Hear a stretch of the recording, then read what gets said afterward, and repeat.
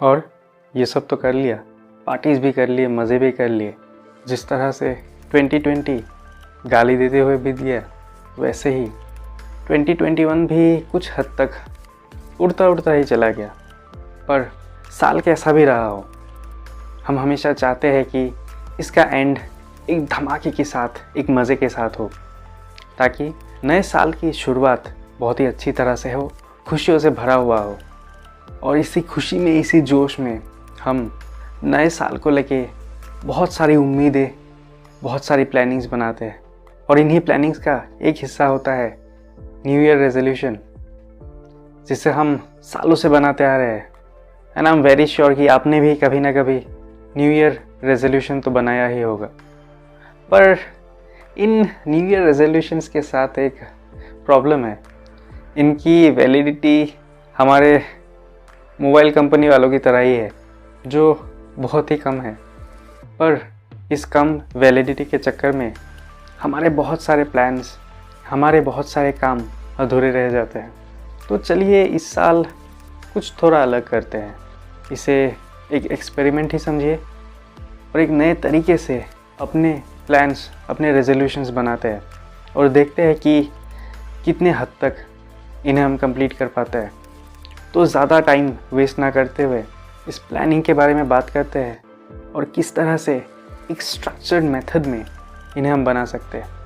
तो इन सब में सबसे पहला पॉइंट है, रेजोल्यूशंस प्रैक्टिकल होना बहुत ही ज़रूरी है। आई एम श्योर आप भी इस बात से सहमत होंगे। सपने तो बहुत सारे होते हैं, सबके होते हैं, पर हर सपना प्रैक्टिकल हो ये ज़रूरी नहीं है। तो इम्प्रैक्टिकल प्लान्स बनाएंगे तो वो भी हवा में उड़ ही जाएगा। तो जब भी कोई प्लान बनाए, कोई भी अपना रेजोल्यूशन बनाए, तो मेक श्योर कि वो प्रैक्टिकल हो, वो अचीवेबल हो। दूसरा पॉइंट, आपने जो भी प्लान्स, जो भी रेजोल्यूशंस बनाए हैं, उन्हें एक पेपर में नोट डाउन करें और उन्हें कैटेगराइज करें अपनी प्रायोरिटी के हिसाब से। इसका रीज़न एक साथ सारे काम करना पॉसिबल नहीं है, और ये एक रीज़न है कि जब हम बहुत सारे टास्क्स, बहुत सारी चीज़ों को एक साथ सोचते हैं तो उनमें से एक भी पूरा नहीं होता है।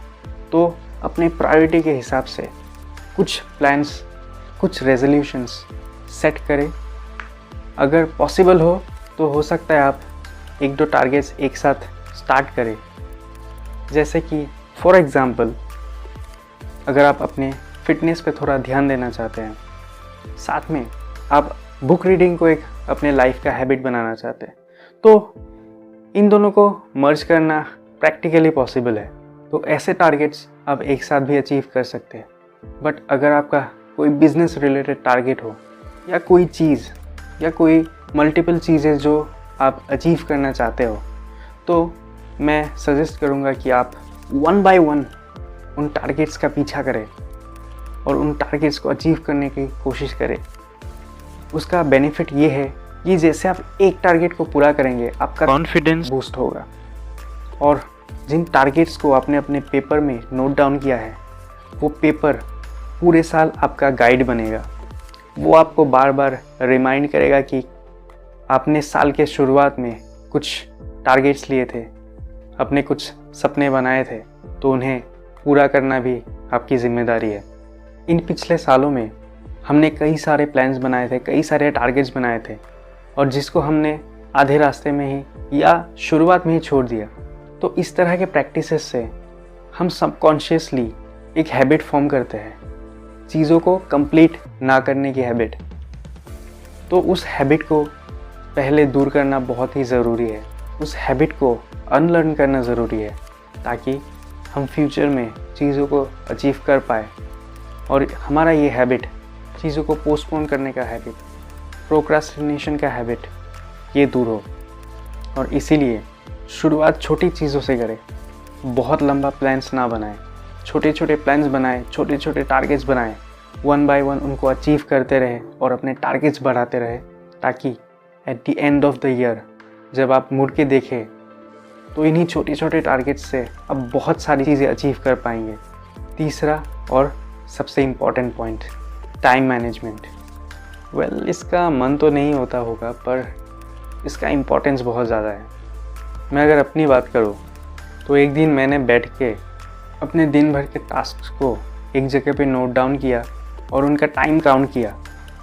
तो मैंने अपने पर्सनल लाइफ में ये देखा कि अगर मैं सारे कामों को, नॉर्मल डेज़ के सारे काम को, सारे टास्क को उनके ज़रूरत के हिसाब से टाइम दूँ और उन टाइम को अगर अच्छे से कैलकुलेट करूँ, उसके बाद भी मेरे 4-5 आवर्स यूँ ही वेस्ट हो रहे थे। कहाँ पे? No idea. और आई एम श्योर आप भी अगर अपने डेली लाइफ को कैलकुलेट करेंगे, अपने डेली लाइफ के टास्क्स को कैलकुलेट करेंगे, अपने टास्क्स के हिसाब से उनको कितना टाइम आपको देना चाहिए, उसे अगर आप कैलकुलेट करेंगे तो आप पाएंगे कि आपकी दिन भर में बहुत सारे आवर्स, बहुत सारा टाइम यूँ ही वेस्ट हो जाता है और आपको पता भी नहीं चलता है। तो इसीलिए टाइम मैनेजमेंट बहुत ही इम्पॉर्टेंट है। उसे बहुत ज़्यादा कॉम्प्लिकेटेड बनाने की ज़रूरत नहीं है। जो भी आपका डेली टास्क होता है, रेगुलर टास्क होता है, जिनको आप स्किप नहीं कर सकते, आपको डेली लाइफ में करना ज़रूरी है, तो उन्हें एक पर्टिकुलर टाइम दीजिए, अपने कामों को प्रायोरिटाइज़ कीजिए और उन्हें दिए गए टाइम के अंदर कंप्लीट करने की कोशिश कीजिए। और डे बाय डे प्रैक्टिस के साथ ये चीज़ें इम्प्रूव भी होंगी और आप देखेंगे कि आप दिन भर में बहुत सारे टाइम अपने लिए निकाल पा रहे हैं, जिन्हें आप अपने हिसाब से यूज़ कर पाएंगे और ये हैबिट आपके बाकी टास्क को कंप्लीट करने का एक इम्पॉर्टेंट एलिमेंट बनेगा। तो चलिए इस बार कुछ नया करते हैं और आपके साथ मैं भी इस एक्सपेरिमेंट का हिस्सा हूँ और देखते हैं कि साल के एंड तक हम कितने टारगेट्स पूरा करते हैं और ये एक्सपेरिमेंट कितना सक्सेसफुल होता है। तो इसी नोट पे इस वीडियो को एंड करते हैं। आप सबको नए साल की बहुत बहुत शुभकामनाएं। आपका नया साल खुशियों से भरा हो, अचीवमेंट से भरा हो और इस नए साल में हमारी ये क्यूरियस फैमिली और भी ज़्यादा ग्रो करे। तब तक stay safe, stay curious and happy new year.